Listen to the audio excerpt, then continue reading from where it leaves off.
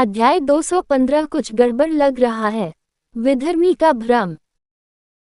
Oliver के नहीं हिलने का कारण यह नहीं था कि वह कल्पना के संघर्ष के अंतिम क्षणों का आनंद ले रहा था, बल्कि इसलिए क्योंकि वह इसके ऊपर कुछ अधिक गहरा और गहरा देख रहा था।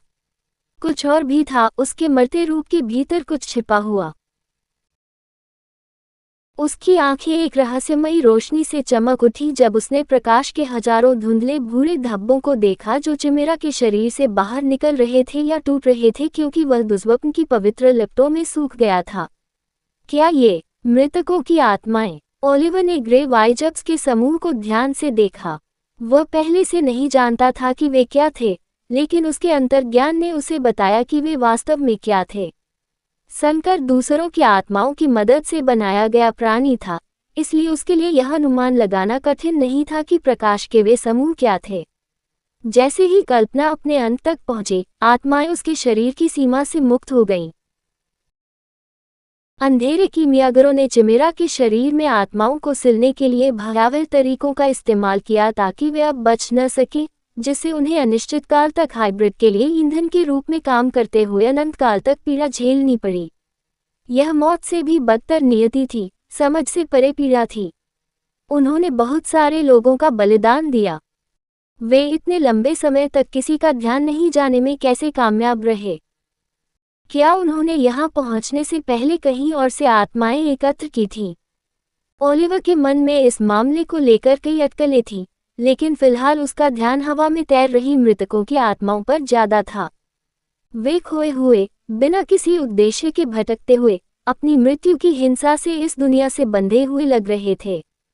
उन्होंने उसे उन आत्माओं से समानता का एक मजबूत एहसास दिया, जिनका सामना उसने सिक-4 के तहत प्रशिक्षण के दौरान किया था।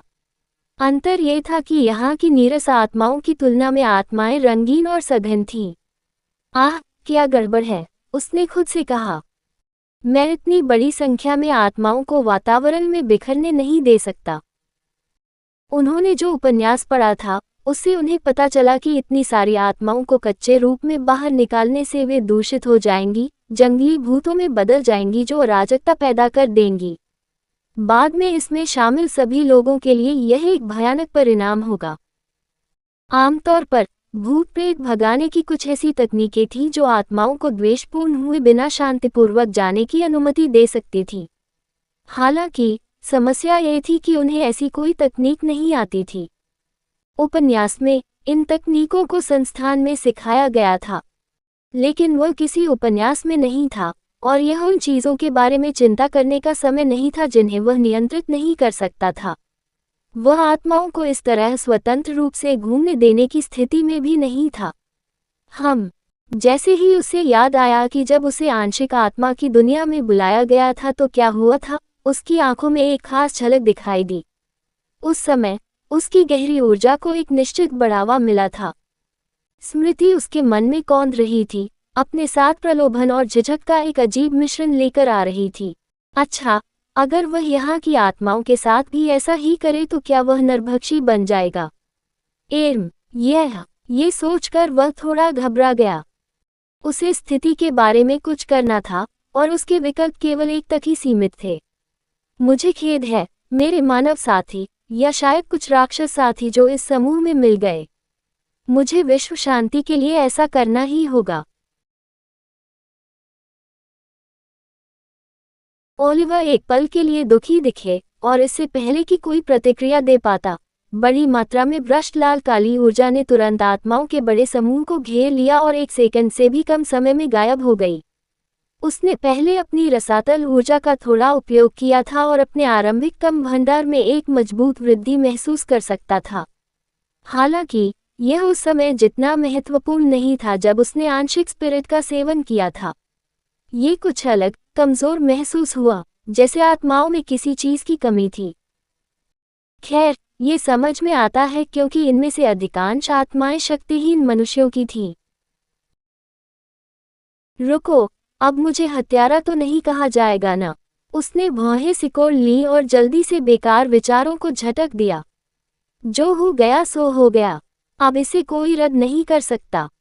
ये सब बड़े अच्छे के लिए है, उसने खुद से कहा जब उसने चिमेरा के शरीर को पूरी तरह से बुझते हुए देखा, और उससे जुड़ा अंधेरा एस्पेरा धागा अचानक टूट गया। इसका मतलब था कि विधर्मियों के साथ नियंत्रण और संबंध नष्ट हो गया था। तो फिर मुझे क्या करना चाहिए? वह अपने अगले कदम पर निर्णय लेने से पहले एक क्षण के लिए आकाश की ओर देखते हुए विचारशील लग रहा था। सुबह की रोशनी क्षितिज में रेंगने लगी थी, लेकिन उसका कार्य अभी पूरा नहीं हुआ था। उसने अंधेरे एस्पेरा के धुंधले निशान को देखा, जो धागे की तरह पतला था, आकाश में फैला हुआ था। उसने चिमेरा या उसके बचे हुए हिस्से पर नजर डाली और कुछ हिस्सा देखा जिससे उसकी नजर उसके शरीर पर पड़ी। बिना दोबारा सोचे उसने हाइब्रिड के अवशेषों को अपने दिमाग में संग्रहित कर लिया। उसने महसूस किया कि इस अचानक कार्रवाई से काफी जगह घेर ली गई है। वह अभी भी रसातल ऊर्जा का उपयोग करने में कुशल नहीं था और उसकी रसातल ऊर्जा का स्तर अभी भी बहुत कम था। पिछली बार प्राप्त गूढ़ ज्ञान से वह जानता था कि उसकी रसातल की ऊर्जा जितनी मजबूत होगी, भविष्य में उसका दिमाग उतना ही विशाल होगा। यह असीमित था। इसके बाद ओलिवर ने डार्क एस्पेरा के धीरे धीरे लुप्त हो रहे धागे का तेजी से पीछा किया, सीधे उस ओर जा रहा था जहां पूरी स्थिति के लिए जिम्मेदार विधर्मी संभवतः छिपे हुए थे। वह तेजी से आगे बढ़ा, हर सेकंड बर्बाद होने से उसकी बढ़त खोने का खतरा बढ़ गया। भूमिगत अंधेरी कोठरी में कुछ घंटे पहले दो विधर्मी एक दूसरे के सामने ध्यान मुद्रा में बैठे थे। महिला डार्क एस्पेरा में हेरफेर करने और हाइब्रिड की चेतना को नियंत्रित करने के लिए जिम्मेदार थी, जबकि पुरुष की भूमिका उसके पास मौजूद एक प्राचीन स्क्रॉल से एक स्क्रिप्ट को पढ़ते रहने की थी, जिसे तब रोका नहीं जाना चाहिए जब महिला चिमेरा को नियंत्रित करने पर ध्यान केंद्रित कर रही हो। यह महत्वपूर्ण था कि वह तब तक जारी रहे जब तक महिला पहले खुद को रोक न ले। उनका मुख्य लक्ष्य अपने स्वामी का पुनरुद्धार करना और अपने अंधेरे संप्रदाय की विरासत को पहले जैसी स्थिति में बहाल करना था। इसे प्राप्त करने के लिए उन्हें कल्पना को अपनी ओर निर्देशित करने की आवश्यकता थी और इसे उनके बीच रखी क्षयकारी खोपड़ी के साथ मिलाना था। रूनिक वर्णों से अंकित ये खोपड़ी उनके स्वामी को चिमेरा रखने की अनुमति देगी और उसे पुनर्जीवित करने में मदद करेगी। वे हाइब्रिड भ्रूण को सीधे इस भूमिगत आधार पर वापस नहीं ला सकते थे, क्योंकि इसके जन्म के लिए परिस्थितियों के लिए खेल के मैदान के लिए सबसे उपयुक्त सख्त वातावरण की आवश्यकता थी। उन्होंने हर चीज की सावधानीपूर्वक योजना बनाई थी। वे संकर को पैदा होने देंगे, फिर उसे भूमिगत अड्डे पर वापस भेजने का आदेश देने से पहले उसे शहर में और अधिक मजबूत होने की अनुमति देंगे, जहां वे इसका उपयोग अपने स्वामी को पुनर्जीवित करने के लिए करेंगे। उनकी जीत लगभग निश्चित थी, कम से कम उनका तो यही मानना था। सब कुछ दोषरहित था, कम से कम इसे दोषरहित होना चाहिए था। कहानी खत्म। अलविदा।